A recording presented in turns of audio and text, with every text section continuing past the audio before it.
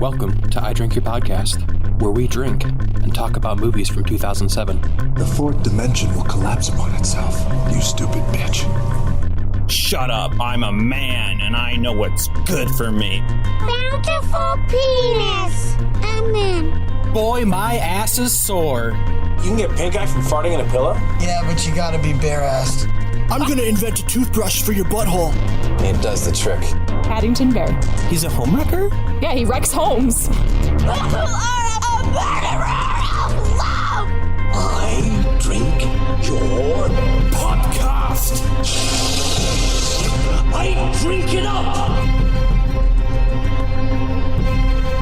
Welcome back to another episode of I Drink Your Podcast. With me today is Ben. Hello. Emily. Hey. Hey. And Wesley. Hi.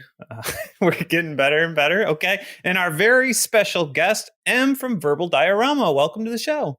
Good afternoon. Oh. Or good morning, or good evening, or whatever the time is where you are, have a good one. It's on demand. You've covered all of our bases. Well, welcome to the show. Excited to talk Hot Fuzz with you. But before we get started, does anyone have anything interested in their glass or Tupperware? I'm very interested in Emily's glass. In my glass? Well, I went to a local liquor store and I asked around for some cranberry beer, but I didn't get any cranberry beer because they didn't have any cranberry beer. I thought for sure a craft brewery would have it. So they gave me some imported Boddington's Pub Ale. I don't know if it's actually like good or not, Em. I don't know, but I like it so far. I mean, I'm glad that you like it. I would say that Boddington's has a reputation for being a northern beverage, as in comes from like the north of the country rather than from where Hot Fuzz is from. I don't really know much about beer though, to be honest. I'm not really a beer connoisseur and I've never drank it myself, but I'm glad that you're enjoying it. I think it'd be funny if Emily accidentally got like the English Busch Light. Yeah. Well, that's what I was worried about, that I would get like a beer that's imported and it's like, oh, just kidding. It's not actually that fancy. Wesley, what are you drinking? Well, I am a huge Cornetto Trilogy fan, so I decided today to make the bluest drink possible, and I made a Blue Monday, which is mostly vodka with a little bit of blue curacao and some triple sec. And it's delicious, all right. and it looks Nice. really gorgeous. I've got myself a beer from a local brewery called Inbound, and it's called The Fuzz, which is why I grabbed it. And it's an apricot pale ale. Nice. And I'm just drinking coffee because it's hot and it makes me fuzzy and warm. There you go. Ooh, There you I go. love that. Yeah. Perfect. And I did see Matt take something out of a Tupperware. That's right. So I drank a shot of tequila because it also makes me warm, and because Tupperware is microwave safe, something you use to make stuff warm. Warm fuzz. Warm Fuzz. So, Em, tell us a little bit about yourself and Verbal Diorama. I have a podcast. It's called Verbal Diorama. It's been going for about 2 years now, just past its second birthday. And I looked like to, I can't even speak, the coffee's getting to me. I like to talk about the history and legacy of film. So that's what I've been doing for the past 2 years. And sort of 86-ish episodes so far. I also write as well. So I write for a British film magazine called Film Stories. I also write for their website as well. And part of what I do is I basically write about being an independent podcaster. And I don't know how that happened. That just kind of happened to me one day. And I write bits for the website as well. And basically one of the things that I do for the website is I recommend British movie podcasts every week for the website. And as part of the magazine, I recommend a movie podcast. And this is where you guys came in a couple of issues ago, because I was like, I want to recommend these guys. So without any kind of bribing or anything on your part, although if you do want to send me some money, feel free. But no, it was I did a little recommend for you guys in the magazine. It is really damn cool to like open that magazine and see like us in print. Like, I'm not kidding. For those of you that don't know, we won a giveaway from M. Again, no bribing or anything. It just randomly happened. Like, sometimes I think that people think that like you are like sending me PayPal or something like that. The magazine thing was just like, I want to feature these guys because obviously I was listening to you and I really love what you do. And then the giveaway thing was just completely random. So it was. And I don't think any of us had won anything before. So it was really exciting for all of us to be like, what? We won something? So thank you for making our day. So independent podcaster, writing articles. This is awesome. She's really damn cool. I definitely fangirled out and was like super excited about having her here. No, I'm really not. Like, I am the least cool person in the entire world. Like, genuinely. No, I am you're the a biggest badass. nerd. You're drinking coffee at like 7:30 p.m., right? Yeah. Rebel. As you know about our podcast, we're all about things from 2007. So our question to you is, what were you up to in 2007? In 2007, I had actually not long moved back in with my parents. So basically, I bought a house with an ex in 2004. We split up in 2006. And so I basically ended up back with mum and dad in 2007.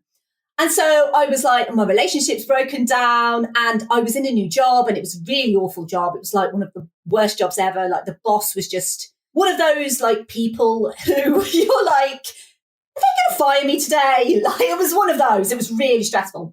But I was literally living my best life because I was like single. I was like out every weekend, like just genuinely like having the best time. I can remember like somewhere in the internet, in the ether, I don't know exactly where, there is a video of me in my friend's flat dancing to Destiny's Child Survivor because it was like my song.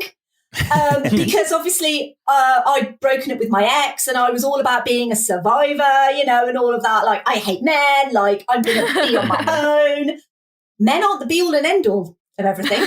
So, sorry, lads. What made you fall in love with movies? Did you have a favorite movie? I have always been quite open on my podcast about the things that I really love. And the way I look at it is I don't talk about things unless I really love them. That's probably why I don't really feature things like, you know, courtroom dramas and stuff like that. I'm sure they're great movies, but I'm not a massive fan of a courtroom drama. So basically, I grew up on like animation and 80s fantasy movies, and they've always kind of been my absolute favorite things to talk about. And there are some really pivotal moments in my life when it kind of comes to film. I mean, obviously, growing up watching Don Bluth and watching Disney movies has obviously shaped quite a lot of the things that I really, really love to talk about today. Going to see Jurassic Park was probably like a defining moment for me, seeing dinosaurs on the big screen. That would have been so cool. My grandparents took me to see Jurassic Park, and I don't think they realised that it would be scary. I don't know what they thought. But, you know, I've always kind of said about my granddad is kind of the inspiration for me starting the podcast in the first place, because I know that it's something that he probably wouldn't have known how to listen to it because he was like 90, but he always kind of encouraged me to say things. Because as a kid, I was always the quiet one. Like, I never really spoke, but I had lots of thoughts, and it was like getting those thoughts out there. And so I think that he would love what I'm doing if he understood technology. And to be fair, he didn't. Well, awesome. I am excited to talk Hot Fuzz with you, Em, and the rest of the gang. If you haven't listened to our show before, the first half will be discussing and reviewing Hot Fuzz, and the second half will feature our Battle of Twits, a creative competition this week featuring Emily up against Em. Good luck. Nothing like a bit of girl on girl. And our current leaderboard is Wes and the guests are sitting at 6. Emily is at 2, Ben is at 2, and I'm at 0. So without further ado, let's talk about Hot Fuzz, which was directed by Edgar Wright, featuring Simon Pegg, Nick Frost, my favorite James Bond, Davy Jones, Professor Slughorn, and Galadriel. Have you ever seen Point Break? No. Amazing bit in Point Break where they jump over fences. Is that a 29. Patrick Swayze's just robbed this bank. And Keanu Reeves is chasing him through people's gardens. And he goes to shoot Swayze, but he can't because he loves him so much. And he's firing his gun up in the air. He's like, oh. 30. Have you ever fired your gun up in the air and gone, ah? No, I have not ever fired my gun up in the air and gone, ah. When he starts making his London precinct look bad, police officer Nicholas Angel is sent to remote Stanford, Gloucestershire, a town that is always winning Village of the Year. I can't wait to be corrected. Angel is disheartened and sick of the mundane village and his incompetent coworkers, but then 2 local actors are decapitated in a traffic collision, making him suspicious of this perfect little town. All right. Well, can I take a crack and throw myself on the flames with Matt here? Is it Gloucestershire? It is Gloucestershire. Ooh, Wesley. Well done. We have quite a lot of like towns and counties that have kind of weird spellings that make it think that it's pronounced one way. Like Leicester is like Leicester. It's like spelled Leicester. But yeah, Gloucester and Gloucestershire looks like Gloucestershire, but it's not. Yeah, I took a very German approach. Yeah, right. Well done anyway. Oh, thank you so much. You gave it a good shot. It was absolute shite, but you really did give it a good shot. So I'm just going to throw out there that I love every Edgar Wright movie I have ever seen. I love how he writes. I love how he edits things. I love the sound effects that he uses. I love his creativity. I also really enjoy the fact that you enjoy Edgar Wright's writing when most of his characters in this movie's last names are the things that they do or are going to do. That's neither here nor there, but I appreciated that, whether it was intentional or not. Yeah, and you brought up his editing, and that was something that really caught my eye because this movie's edited a lot like those late 80s, early 90s action movies that he's paying homage to in this movie. It's got a lot of those fast cuts, the quick series of close-up shots that kind of just cycle through. Like when he's loading a gun, it does like those quick shots of the close-up on the gun, close-up on the pack going in, and then a close-up of another shot. And it's just very fast motion and very 90s action. But it has a twist on it for sure, right? Like it does other things. I don't know. I guess it doesn't feel... I've been watching a lot of 80s and 90s action films lately. And so I guess this feels very modern compared to those. Maybe you're right. It's paying homage to it rather than it's like spitting image. Yeah. In terms of the editing, before even all the action starts, we get this wonderful from London to Sanford, that whole transition. It's just a wonderful montage that is visually storytelling. You know, it's maybe like 30 seconds on screen, but you know, you probably have like 60 to 90 cuts from everything to a close-up of his phone with the Nokia reception to, you know, his plant. And I think it's really interesting how he edited this film. Yep, and it's that idea of showing, not telling. Like he's showing you how far from London he's going in this quick 30-second montage. He's not telling you like, oh, we are this far from London. It's literally showing you through quick images. Right. And no like establishing shot. You have just a lot of storytelling about character, and then as well as like the actual setting. One thing that I really love about Edgar Wright, and I agree with Emily, I love all of his movies. I think that everything that he's done has been so special. I will always be a little bit disappointed that we never saw his Ant-Man, because I think his Ant-Man could have been something really unique in the MCU. And I don't want to take away from Ant-Man, because I think Ant-Man's a great heist movie and I think it's really funny. But I think he could have brought something really unique to that. Just fresh to the MCU, and they needed that at that point. But to be fair, I mean, you know, the MCU have kind of tried to go with different directors, and I kind of like that. But I think Edgar Wright would be quite special. For me, Edgar Wright is a little bit of a British institution, especially when you're a bit of a nerd, because I grew up watching a TV show called Spaced. So you can see in kind of pretty much all of the Cornetto Trilogy movies, actually, where it all started in Spaced, because obviously famously Shaun of the Dead actually started pretty much as a little skit in Spaced. And Spaced was very much the kind of, you know, short, snappy dialogue, quick punchlines, transitions between shots, like one shot would set up another shot perfectly. Mm-hmm. And, you know, have these kind of quick edits that he's kind of pretty much synonymous with now. And I feel like all of that kind of comes together so beautifully in Hot Fuzz, because it does kind of pay homage to these cookie cutter 90s action kind of buddy cop movies, like, Lethal Weapon and Bad Boys and stuff like that. So it does kind of really beautifully kind of pay homage to those, kind of send them up a little bit, but would also kind of have this affection for it as well. Yeah. Yeah, and that idea of having an affection for kind of what you're skewering, I think that's so important to Edgar Wright's movies, because you can tell in Shaun of the Dead that he really has a love of zombie movies, and that's kind of guiding this entire journey. And the same thing with The World's End, where it has this love for the sci-fi apocalypse movies. And even his non-Cornetto movies, Scott Pilgrim, you can tell the guy loves the source material and video games. Mm-hmm. But another thing that Edgar Wright does really well is he kind of takes one subgenre of film and combines it with another subgenre to create this entirely unique experience. Like Shaun of the Dead is a romantic comedy crossed with a zombie movie. This movie is very much a buddy cop movie, but it's also crossed with like an occult movie like Wicker Man, which is kind of, well, we'll get into that in the third act when it turns into that movie. And then you've got like the World's End, which is the idea of this apocalypse movie, but it's also a road trip movie in the sense that like, we're not traveling down the road, but we're bar hopping, which is a similar idea to a road trip movie. Right. And I think, he has this love for so much media, and that's why he's able to pay homage, but also still have that comedic twist in it.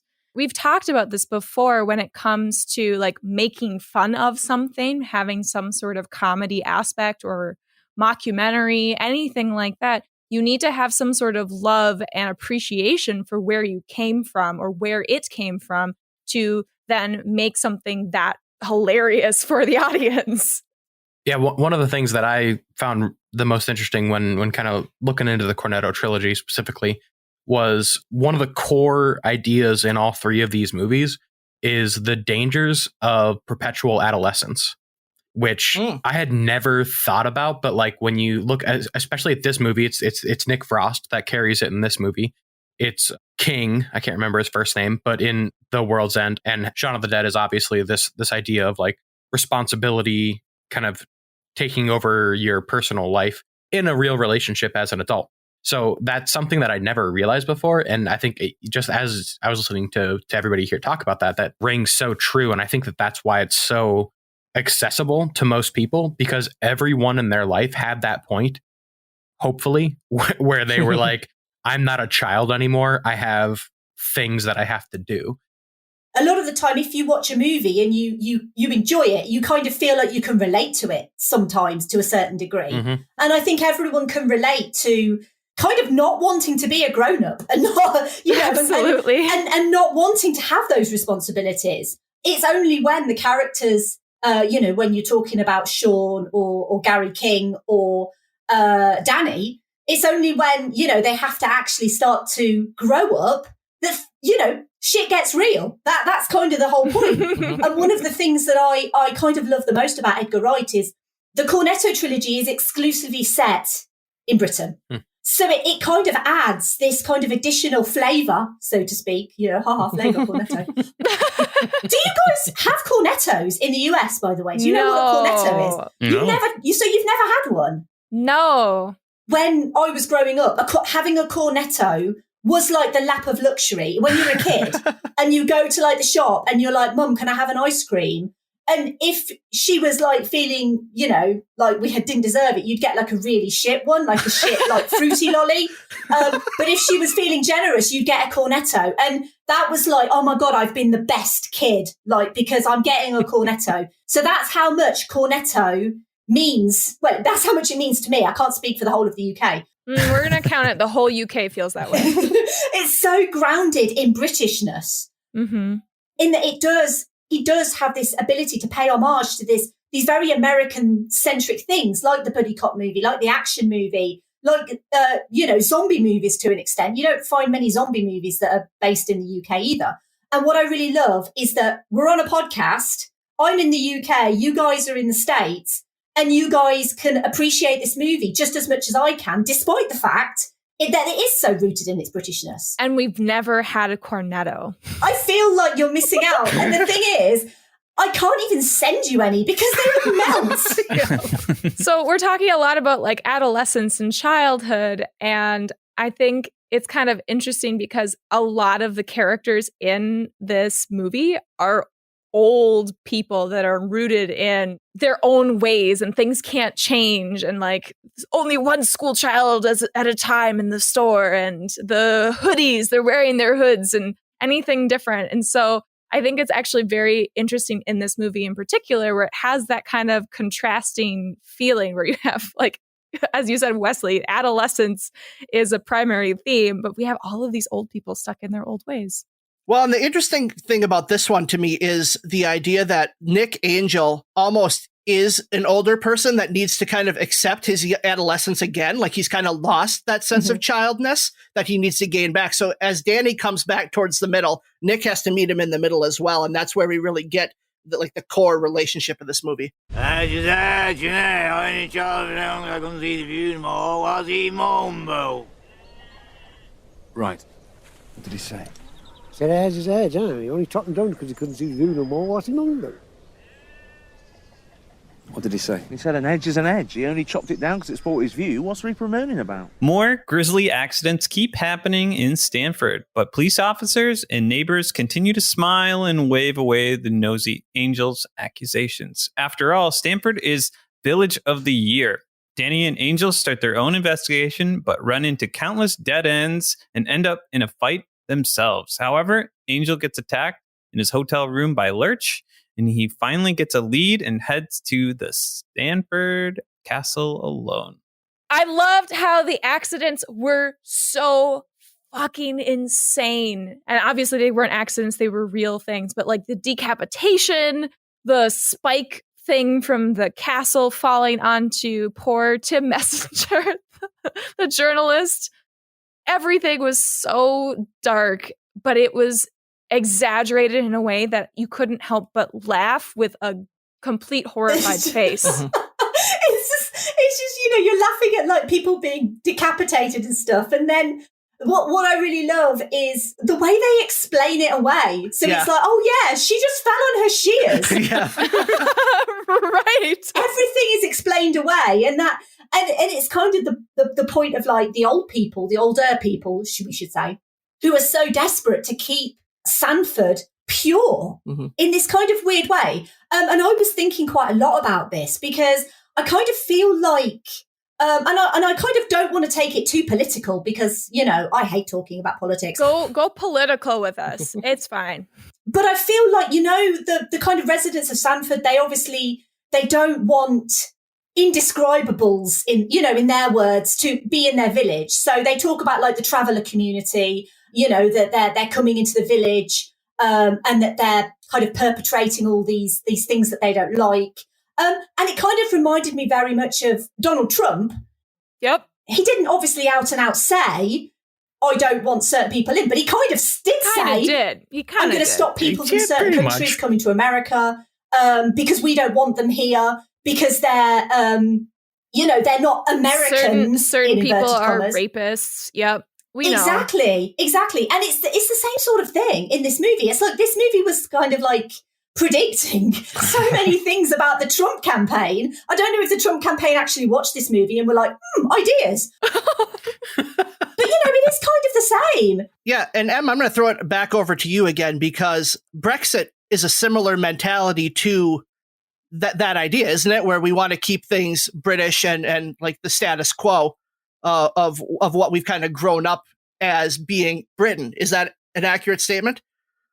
For a start, that's kind of not my point of view because I was always against Brexit from the start. Yeah. Because I've grown up in a Britain that accepts people from other countries and kind of welcomes them in. And I don't understand where all of this discourse is coming from. The fact that we have people from European countries come over and live here is, I mean, I'm a little bit like the more the merrier. Right. We're an island nation and I know we can only have so many and I get that. But you know, these people are contributing to society the same way that everyone is. Mm-hmm. But yeah, I would say that it is similar to a degree. I don't think it's quite as blatantly racist, maybe, as the Trump administration was. But there certainly were racist undertones to Brexit, most definitely. it is interesting because I kind of feel like the vast majority of the people who did vote for it are the Sanford residents, the Sanford residents of the UK, who are basically like, it's for the greater good. The greater good.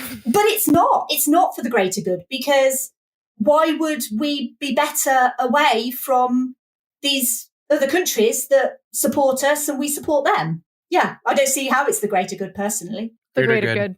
I really do. I do love how much we go in depth into movies sometimes, where we're like, hey, this is just like a really fun comedy that's really well written and it has a lot of fun aspects to it. And then we go really deep into different concepts. I do love that. I love you all for that. But can we go to the bromance? Because that is probably the fundamental part that made me fall in love with this movie. Yes, there are great editing and great pieces, but the characters themselves, Danny and Nick Angel, oh my gosh, I just love their friendship so much in this movie. Mm-hmm. And I don't think it would work without the fact that Simon Pegg and Nick Frost are, really good friends in real life. I think if they'd have been, just some random actors that they put together, it would not work. Because I think it works because their friendship is so strong. And obviously it's a friendship that kind of we saw developing on screen in Spaced and in Shaun of the Dead. And it's like, it feels like another chapter in their lives. I often feel quite sad, when I see a movie with Simon Pegg in and I'm like, where's your buddy Nick? Like, what's going on? And then when Nick Frost is in a movie, I'm like, but where's Simon Pegg though? It's like, I want them together all the time. And I know that they're, great actors independently, but I love them together. I think they work so well. Yeah, originally, and I totally can understand this now, that Nick Angel was supposed to have a love interest, but they cut that character and gave a lot of the lines to Nick Frost's character, Danny. Made some minor adjustments, but that I thought was so much more wholesome and sweet to think about, that their friendship is founded on just all of this respect and learning and growth from each other in their relationship. It was very endearing. It was like a Sam Frodo relationship for me. Yeah, I get that.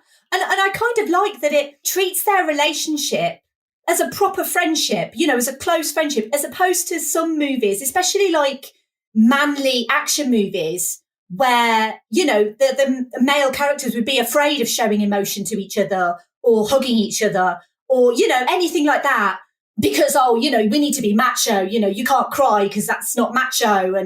But I like that the vulnerability is there, the emotion is there, and they're not afraid to show these two characters bonding with each other and genuinely enjoying each other's company.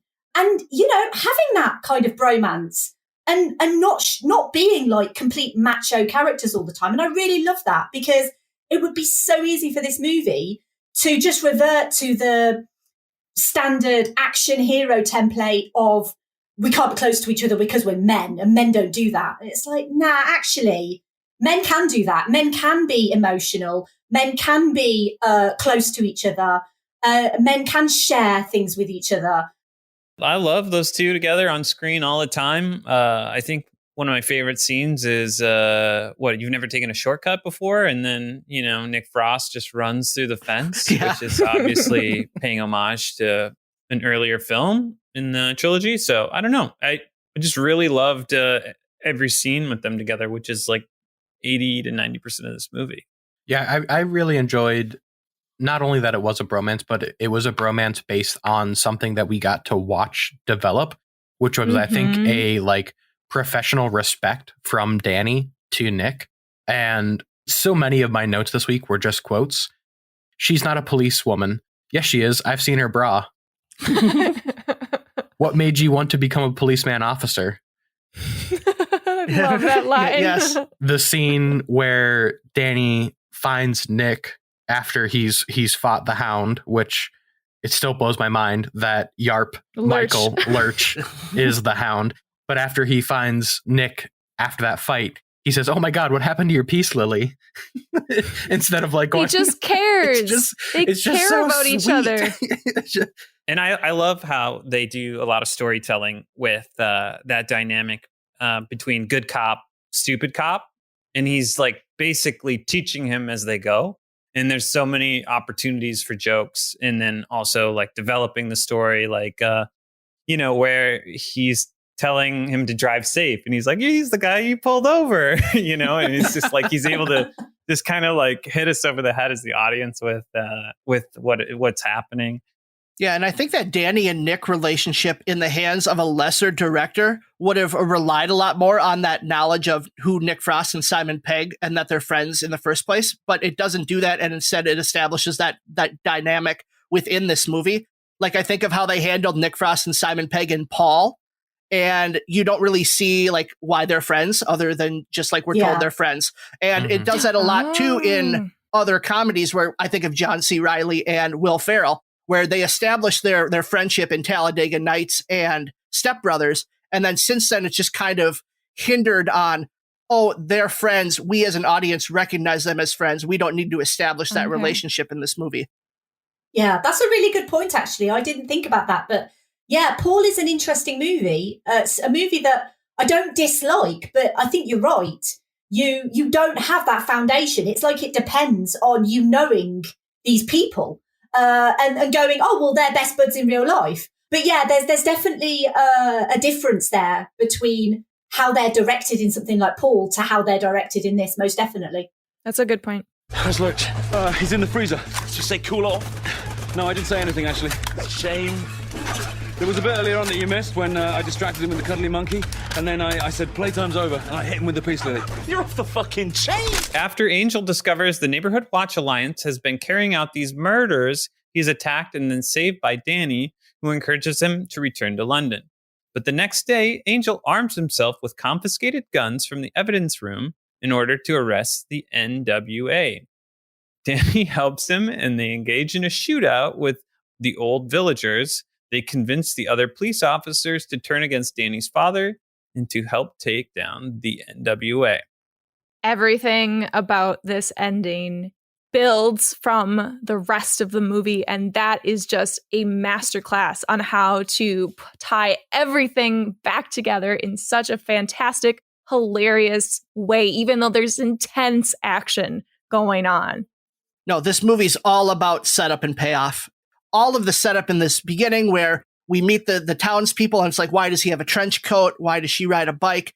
And then in the end, it reveals like it's because they're all hiding weapons. And it's such a beautiful payoff. Yeah, one of my favorite early setups was something that I don't know if I had ever caught on a previous watch before. But in the first act of what we described here, they do have a swear box. And it comes at one of those quick, rapid, edit-heavy segments. But they cut to a swear box where you have to pay a certain amount for whatever you say. So in order of price, they were knob with a smiley face for the O, bastard, but with an asterisk for the A, shit with an exclamation point for the I, fuck with an asterisk for the U and a smiley face for the C. But then cunt is not blurred out at all. So like the most expensive word on there is cunt, but it's just there. But then underneath that, it says swear box. All proceeds will go to the restoration of the church roof, which ends up being the demise of Mr. Messenger.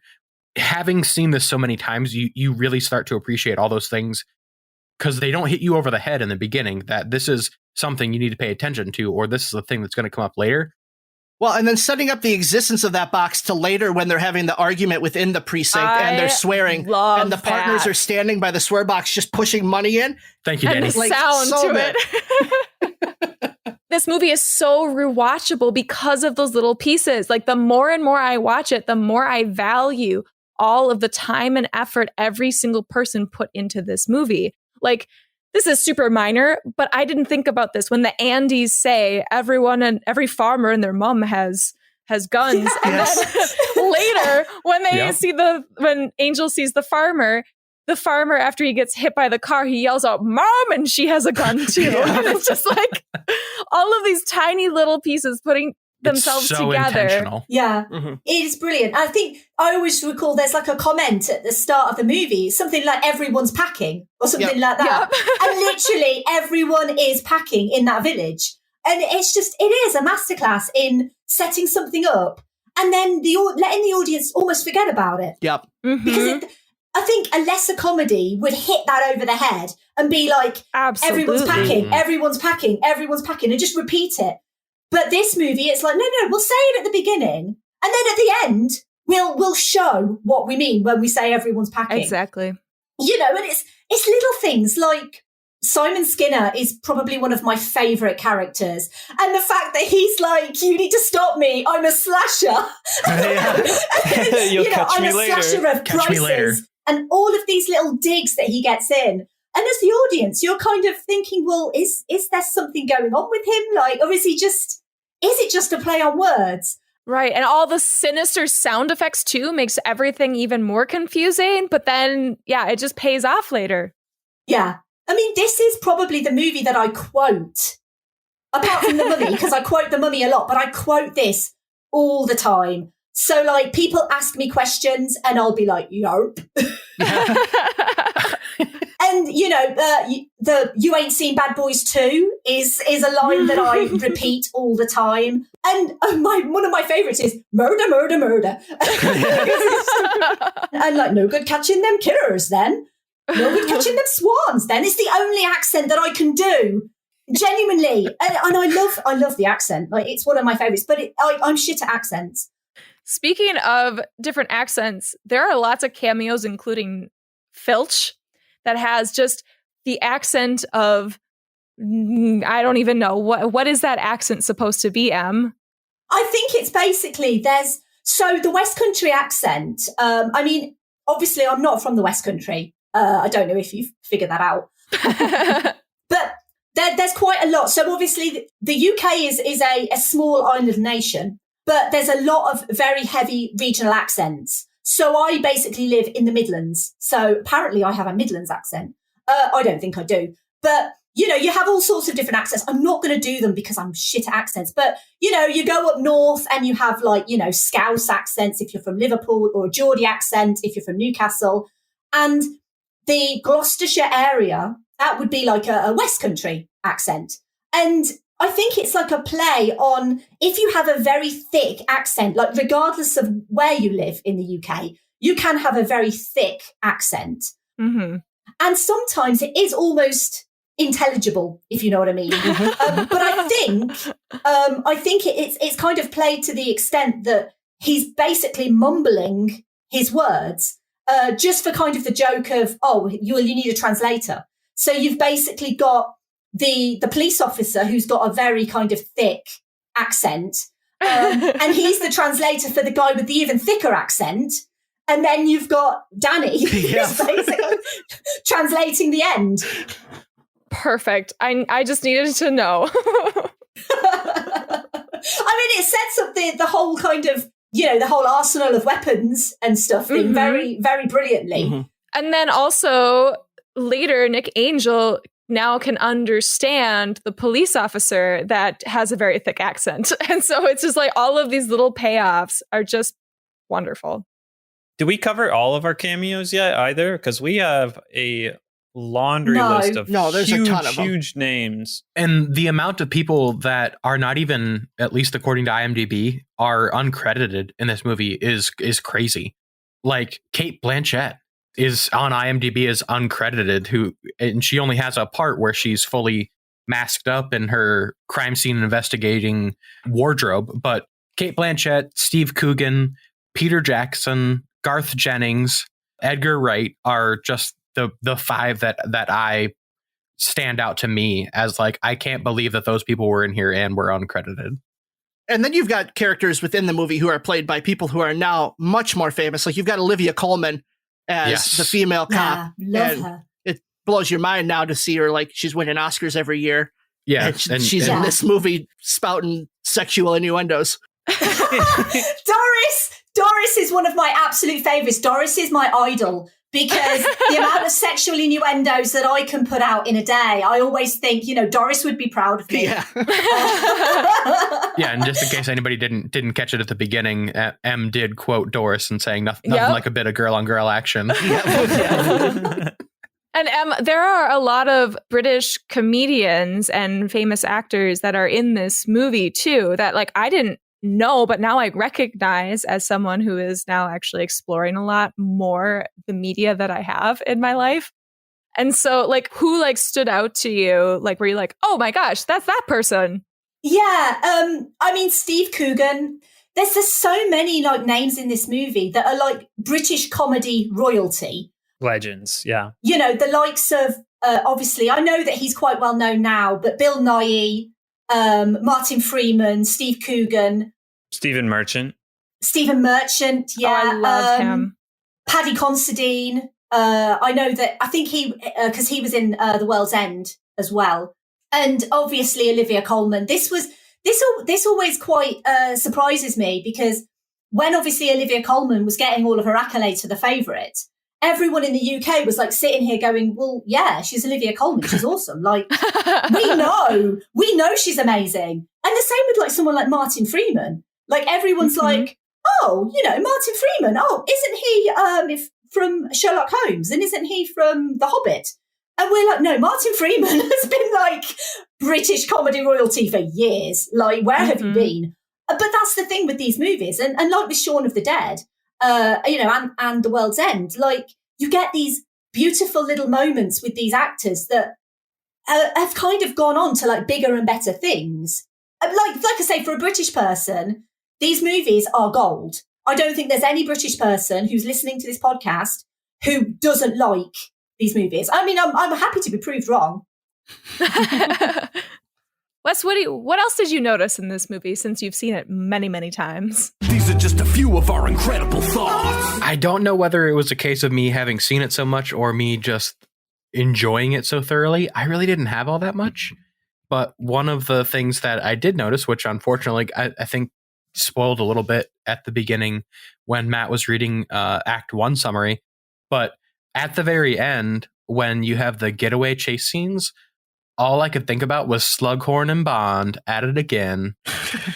And that just really took me down a path of all of these famous people that we know, whether it's just because they've grown to being more prolific recently or because they just were at that time. But there are so many British actors and actresses that I feel like Americans have an idea of the role that they played that they know them for, and then they see them in all this other stuff, but it never really truly breaks away from that. I think with the right role, though, any actor can kind of escape that. Like, you think of Tom Hanks and it's like, oh, well, Tom Hanks is Forrest Gump. But then you look at Tom Hanks in a movie like Captain Phillips and you forget that that's Forrest Gump because he's that good of an actor. And I think it's just the right role in the right movie that can pull you out of kind of that thinking. When it's a limited thing like this movie where you see Slughorn and you're like, well, he doesn't really get enough screen time to establish a character to make me think that's not just the guy played from Slughorn. Yeah. I don't know about that. I agree. I think if Danny's dad had more time on screen. He had plenty of time on screen. It was always just like hidden and like him just being but that's kind of the same thing. And sad, whatever. That like his character was meant to be someone that wasn't supposed to be able to understand deeply. So I got a game for us this week. Okay, game on! Game on!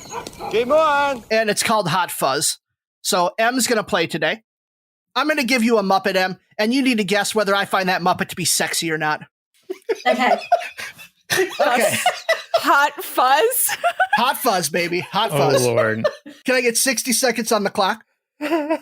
Yeah, I'm good. And away we go. Dr. Bunsen Honeydew. Yeah, hot. No. Fozzie. Hot. No. Gonzo. Not hot. Oh, fuck, he's hot. Henrietta Chicken. Hot. Oh, yeah. Kermit. Hot. No. Miss Piggy. Oh, gotta be hot, surely. Otherwise, she'd be really upset. Yeah. No, not hot. Ralph. Hot. Yes. Sam the Eagle.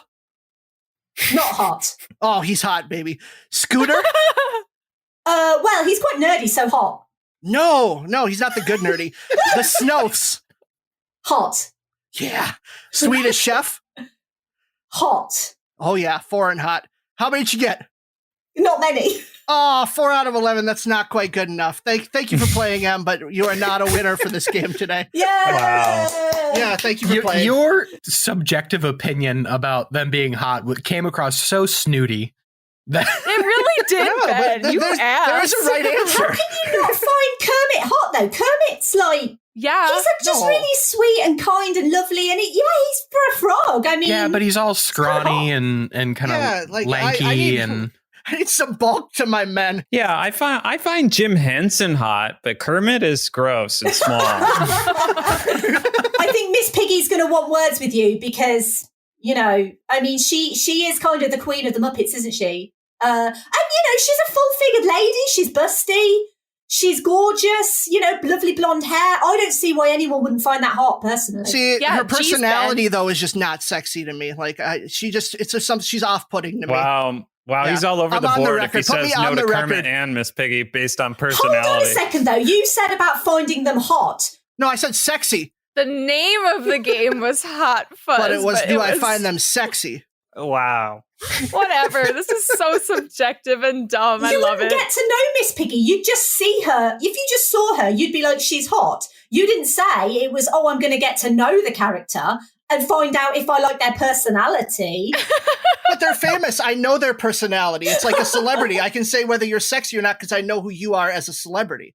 Yeah, but you don't know because you just know their public persona. You don't know who they are in real life. Which is enough. That's all I need. Oh, wow. I think we just found a spin-off podcast.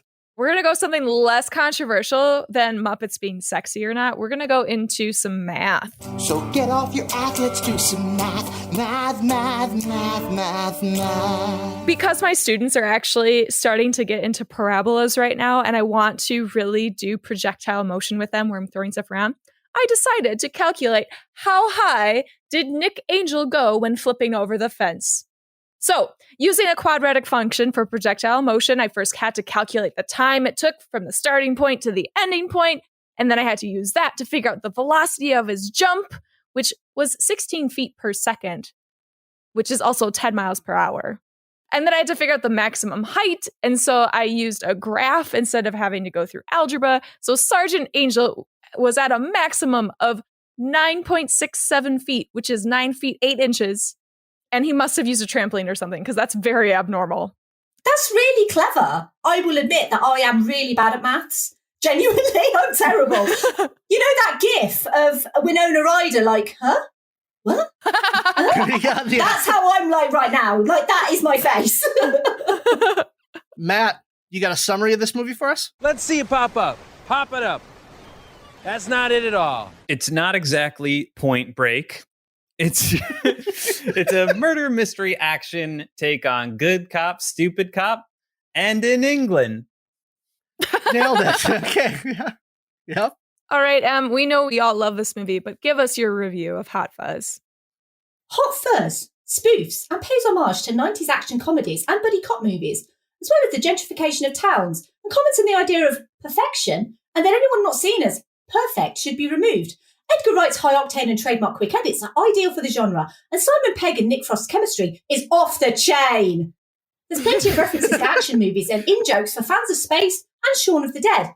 It's for the greater good. And the Blue Hand says it's time to rock and roll. I loved it. Very nice. All right. So I think first we'll roll for who goes first. So today's battle is between the M's. Would you like to be odds or evens? Evens, because I'm not odd. That is a 1, so that goes to the odd Emily. Okay. Yeah, that's me. So Emily, your choices for characters are Lightning McQueen, Gamora, or Ernest. We're doing Lightning McQueen. So then, you get to give me your other character for a chase scene between Lightning McQueen and your character. Okay. I'm going to go with Rocket Raccoon. Perfect. Your choices are Padme from Star Wars. Okay. Cameron from Ferris Bueller's Day Off. Okay. Or Sally from The Nightmare Before Christmas. Okay. I think I'm going to go with Padme. Awesome. And then Emily, who's the character you're going to give M? I'm going to give you Kate from A Knight's Tale, the blacksmith. Oh, okay. I love A Knight's Tale. Okay. I know you do.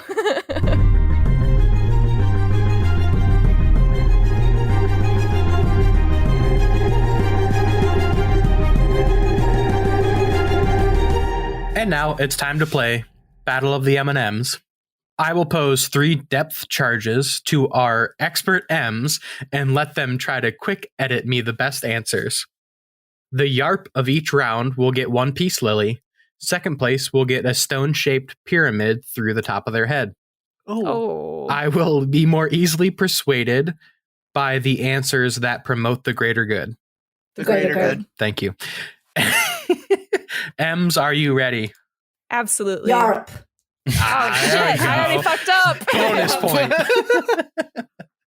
All right, so this week on Wesley's Random Question, I let you pick a character, and now I want you to explain why one of your characters is chasing the other one of your characters, and let you describe how that chase plays out, including action and or set pieces and or dialogue. So, we're going to start with Emily, who I gave Lightning McQueen, and M gave Rocket Raccoon. Lightning McQueen has stolen all the high-tech batteries from the Guardians to jumpstart his best friend Mater. He hooks up a trailer of the batteries, because apparently there's a trailer on a spaceship, and revs up to jump out of this moving spacecraft, landing on a friendly plane, because that's a spinoff. And it swoops around and lands on the top of a tall parking garage downtown, like one from Chicago, where it has like this really cool spinning sort of dynamic. So when Rocket realizes the valuable batteries have been stolen and he's going to lose money, he leaps out of the ship and he flies down on his little rocket jetpack, and he's shouting profanities at the thief. McQueen would have to use the parking facility concrete blocks to jump over and flip and dodge as Rocket swirls around, trying to unhitch the trailer, although the batteries would be falling out every which way, forcing Rocket to dodge. Ka-chow! Yells Lightning McQueen as he gets to a tunnel at the bottom of the ramp, narrowly missing a collision with a school bus of children. Whipping around corners, batteries flying around, gunfire aplenty. McQueen would finally make it to Mater safe and sound, although Rocket would land and do a lot of punching of cars. Lightning McQueen takes the trailer of batteries off the spaceship. He like backs up into it because apparently he has like a trailer hitch and he's able to like he's one of those race cars with a trailer hitch. Absolutely. And how does he like detach the trailer from the spaceship? It's absolutely not attached. It's flying around. Guardians don't care. Well, hold on. Oh, no, that's the best quote of the entire series. It's in the spaceship. Like, the spaceship is flying around, and McQueen sneaks on and is hiding, and then is gone, and tries to jump off onto a plane. Okay. How would you describe Lightning McQueen's driving? Reckless. She said ka-chow. That's right. Oh, excuse me. So the spaceship is flying through the air? Yep. and Lightning McQueen's already on the spaceship. Absolutely. Yeah, so the spaceship was on Earth? Yep. And how did Lightning McQueen sneak on? Because he's not very inconspicuous, right? Oh, he's not. No, he's not. But, see, the Guardians of the Galaxy were too busy jamming out to some real rockin' tunes. That's on brand, yeah.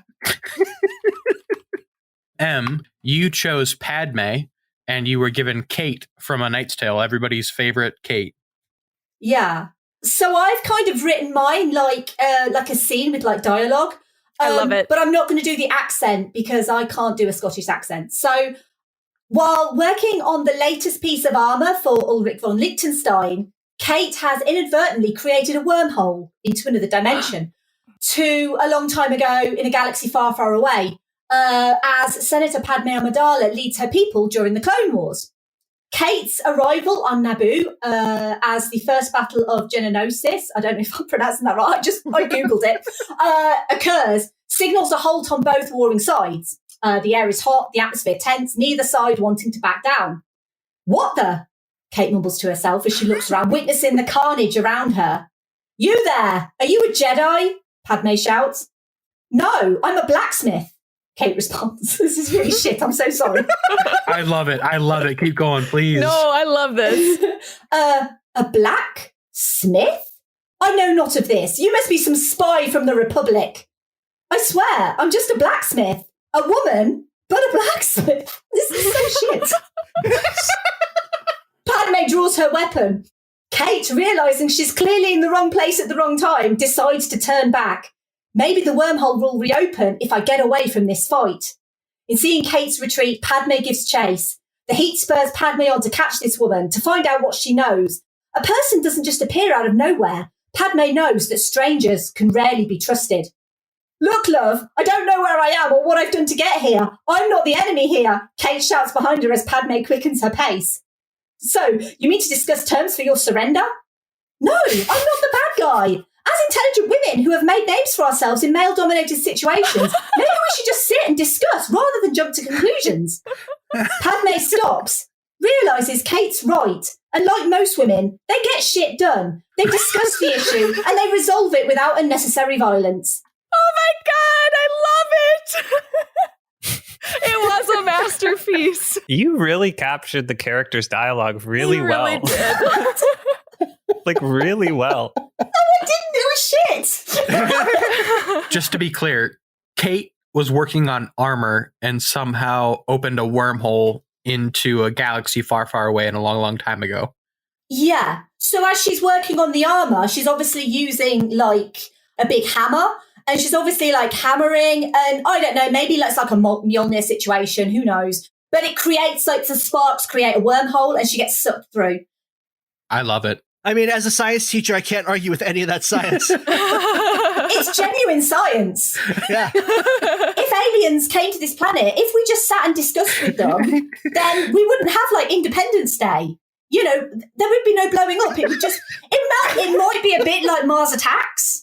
Because there might be like a bit of a language barrier, but we know that Padme speaks English and we know that Kate speaks English. So they can just sit down, have a cup of tea, discuss the situation, realise they're not enemies, and then, you know, everything's fine. Because women get shit done. Women get shit done. Yes, absolutely. What happened to Sir Earl von Liechtenstein? Did he get his armor? Ulrich? Well, yeah, his name's Ulrich. And just want to make sure we're talking about the same person. Well, you know, it's a Gloucestershire situation again, isn't it? Did he get his armor? He obviously had multiple different types of armor that he was using at certain periods of time. I mean, we're talking about when he's in competition, so it was likely that Kate was maybe working on a new piece of armor for him. I would certainly say that he would have additional pieces of armor available to him. And, you know, if he doesn't, then he can just get, like, Paul Bettany to, like, whip up the crowd a little bit. This universe that I've created is also a universe where Heath Ledger never died because I'm still sad about Heath Ledger. I would like to live in that universe. Yeah, that is the best universe. It's got kick-ass women who talk to each other and resolve issues, and Heath Ledger is alive. And that's canon. That's canon for this universe. I love how funny and sad that is, that this ideal universe just has women that talk to each other. I mean, you know, women do talk to each other in real life, you know. It's not like a fantasy. It's not, you know, Emily and I have spoken to each other in the past. That's allowed in Britain? Quite a bit. It's allowed over the world. Like, women are allowed to do all sorts. Women are even allowed to vote now. I mean, I know, it's freaking crazy. Right. About time. I mean, you've got a woman vice president. Hello. What? Oh my God. Oh my God. This bit is run its course. Let's move on to question 2. I know. I feel like this could keep going for a long time. Question 2. Let's test those wits. I want the M's to go back and forth with one-liners. I want to hear everything you can come up with for one-liners that Danny has pre-written before heading on to the job. We are going to start with Emily, and then we're going to go back and forth. All right, Emily? You're not that innocent. Okay. Wait, stop. We can't not address the sunglasses that just made an appearance for the first time ever on this podcast. I get it. CSI Miami, baby. Should I be shouting, yeah, after every single one you do? And what's yours? What is your childhood trauma? She really did that with all that junk. Got him drunk. She irons her jeans. She's evil. Her hips were lying. I'm not exactly quaking in my stylish yet affordable boots.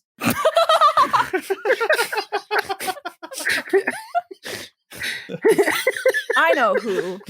Let the dogs out. That'll put marzipan in your pie plate, bingo. Those are a lot of milkshakes and boys. Bored now.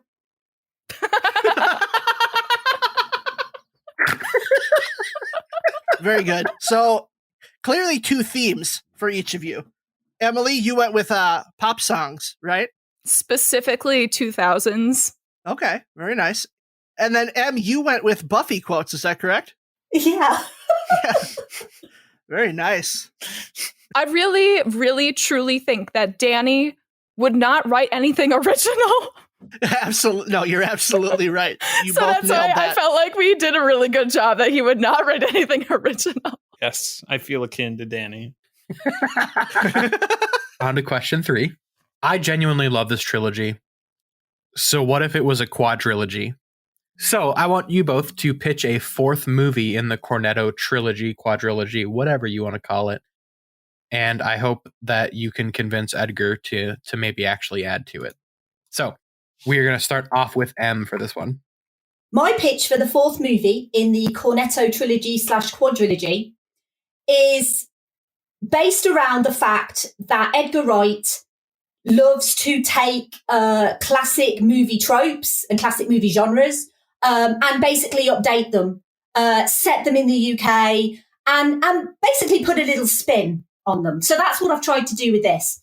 So I was thinking, well, what has Edgar Wright not done a movie on? Obviously, he's done, buddy cop movie. He's done zombie movie. He's done sci-fi. He's done a heist movie, and he's done like a comic book / video games movie. So I thought, well, one genre he hasn't done is the 80s fantasy movie. So I'm going to pitch to you an 80s fantasy homage in the vein of Labyrinth, in the fact that it has puppets. So it's going to include puppets, Jim Henson Creature Company puppets. I'm legit crying with excitement right now. I'm really excited to add some more Hot Fuzz to my Yeah, repertoire. well, that's the thing. When you said Hot Fuzz earlier, I was a little bit like, he just stole my thunder. No, I'm joking. So the movie is going to be set in a quintessential British town. It's going to be set in a town called Slough, which is in Berkshire. And it's going to be set specifically in Slough Town Hall. It's going to be all about the Council of Slough, because it needs to be very much set in a typical kind of British institution. We've had the police. We've had, obviously, well, we could just have the police, but this is going to be set in an English town council. So it's basically going to be the leader of the council, Barry Goodman. He's going to be played by Bill Nighy.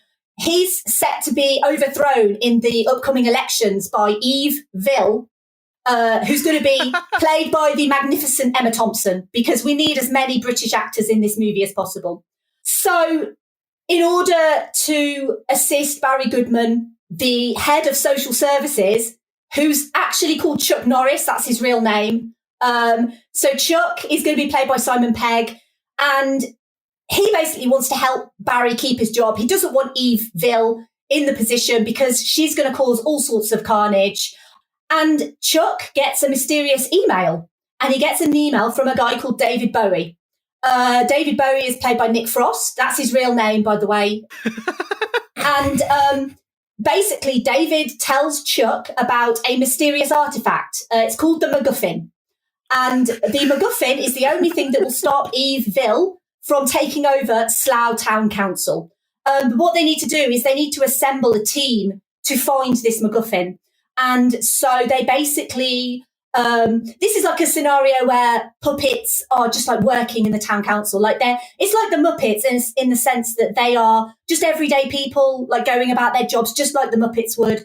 And so they basically assemble. It's a bit like the Avengers. So they get people from each department and they all kind of join forces together to go on this special quest to find the MacGuffin.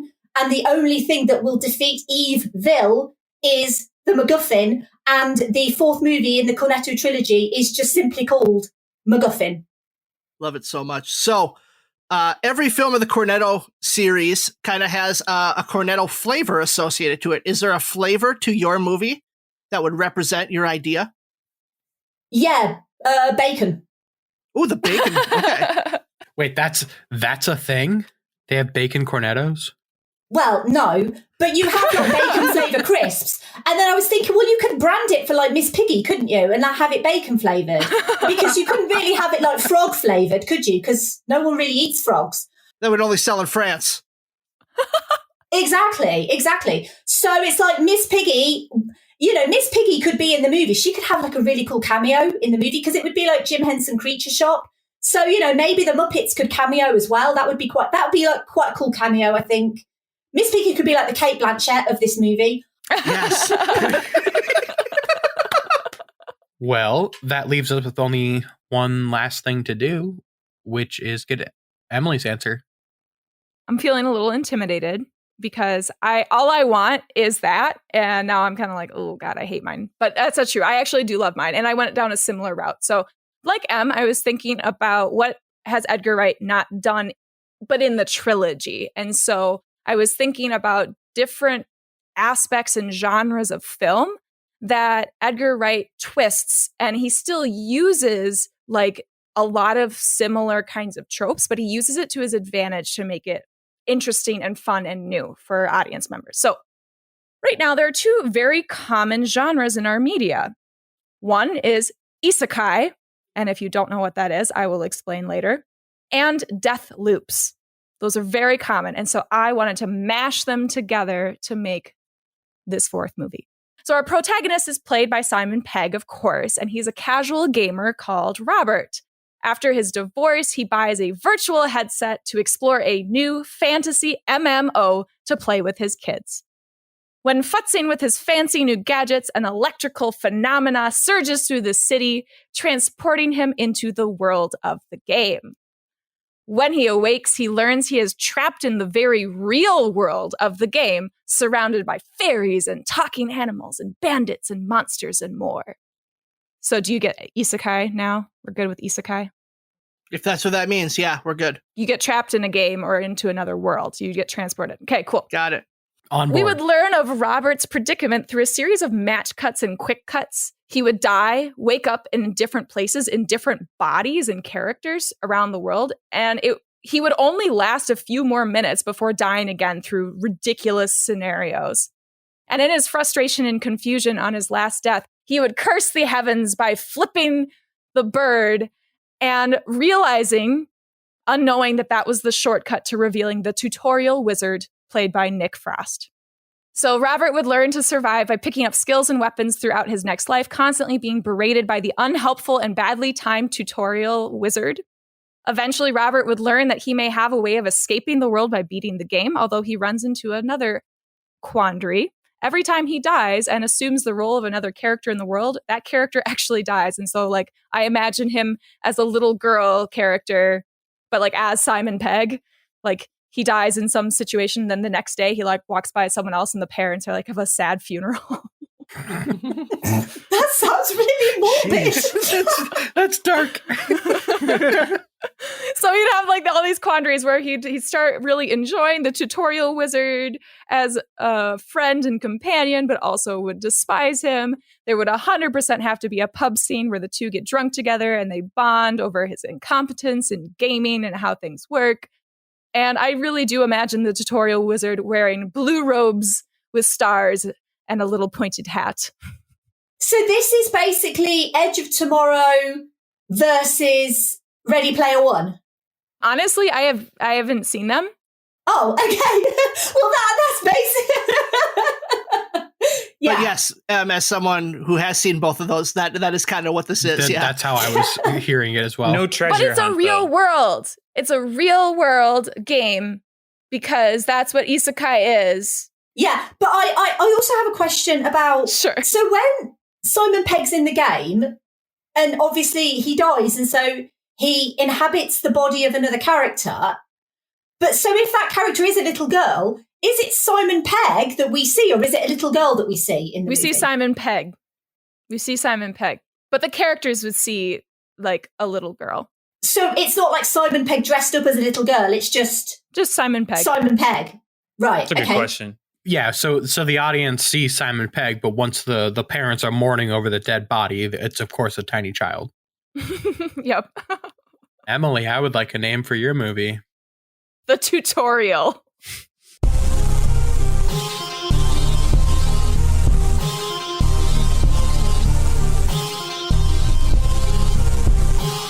So, question 1 was a Wesley's Random Question with a little bit of a spicy twist where got the opponent's choice in there as well, where we asked you to describe a chase between the two characters that I and your opponent gave you.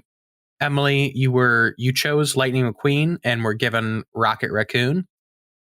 You chose Padme and were given Kate from A Knight's Tale. Emily, your inclusion of Rocket Raccoon kind of seemed to only be based on the fact that it was in space and didn't seem to include the character of Rocket very much. I love the Ka-chow quote, and I thought that was awesome. I think that your story chase whole kind of arc had a better resolution, and just love the idea that they just ended up sitting down and talking it over because they were both women who just figure shit out. The quotes of "Are you a Jedi? No, I'm a blacksmith. A blacksmith." Also stood out. So for those little bit of bumps there, that question number 1 is going to M. I totally agree. Question 2 was the very fun back-to-back throwing the one-liners at each other for what Danny might say when he's out on the job. Emily, those fucking sunglasses, like I had trouble writing down all of the answers because I cracked up every single time. The commitment to the bit was hilarious, and I think that your quotes were more related to the work that had been done that would necessitate the quotes to have come after them, where yours were really funny, and I unfortunately didn't necessarily catch on to the bit, and were really good quotes, but I think Emily's did lend themselves to what that character would be going through a little bit more. So question 2 is going to go to Emily. Okay. Question 3, thank you. I mean, I disagree wholeheartedly. As you should. Question 3 then was to pitch a 4th movie in the Cornetto Trilogy, which I'm sure the math in that drives Emily crazy. No, I'm okay with that. Your description of a labyrinth type movie with Jim Henson and puppets and Muppets. Well, Muppets. Yes. Muppet puppets. Muppet puppets. Yeah.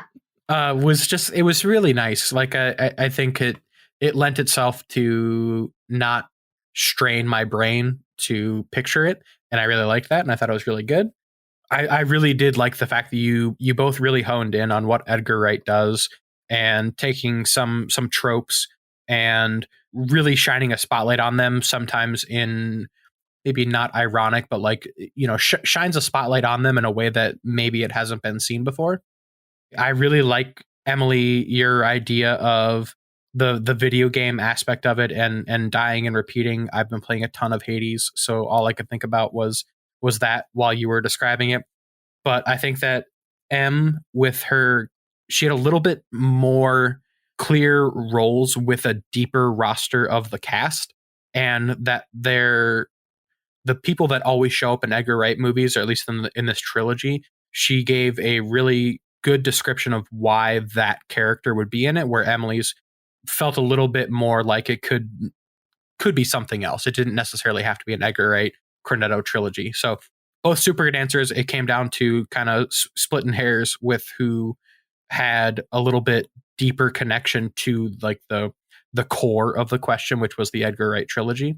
So that one is going to M as well. So that means the M won this week with a 2-1. Congratulations! Way to go! Someone was like, "I'm so nervous and I'm stressed." I'm like, "You're going to be fine." I was so worried. I was so genuinely worried about this.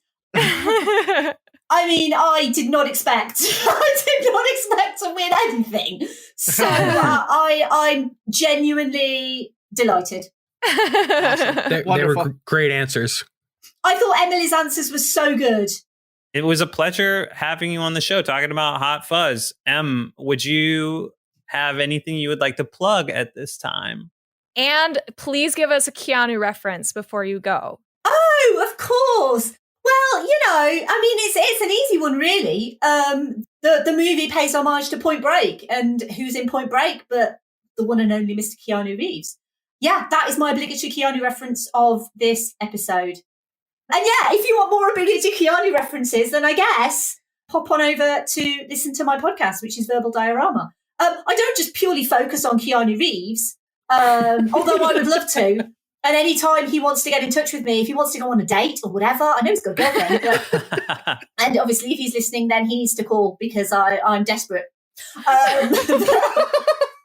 anyway, so on my podcast, Verbal Diorama, it's obviously the history and legacy of movies you know and movies you don't. It's got a bit of a kick-ass theme song, which people love. I sing it. Come for the theme song, stay for the rest is basically now how I'm promoting it. Because everyone's like, oh my God, I love your theme song. And I'm like, yeah, but what about the content of my episodes though? So come for the theme song, stay for the content. That is a great hook. So it's Verbal Diorama. You can find it on, well, pretty much any podcast app of choice. And yeah, if you want to, if you're all about the greater good, Greater good. then you need to punch that shit and you need to put Verbal Diorama into your podcast app. And also you can follow me on social media. It's at Verbal Diorama, wherever you find social media stuff. I don't know, Twitter, Instagram, and Facebook. It's getting late. I'm hyped up on coffee. Just wonderful having you on the show. Thanks for being here. Thank you so much for having me. Yeah, of course. I'm so sorry. For people still listening, thank you so much. Be sure to do all those things that help podcasts grow. Subscribe, rate us, share us, download every episode, play it for your grandma in a coma. Do all the things to help podcasts grow. And follow us on social media, IDYP_podcast. Ben, what do we have next week? Our next movie is going to be Assassination of Jesse James by the coward Robert Ford, a very long title. And we'll be having on Gally from the Rewind Movie Podcast. Can I just say, Gally is one of my very, very, very best podcast friends in the whole world. Oh, and good. We spoke actually about us both coming on this podcast. We didn't know that we were coming on one after the other. And we chatted about it for a while, and he's the sweetest, loveliest, most brilliant guy.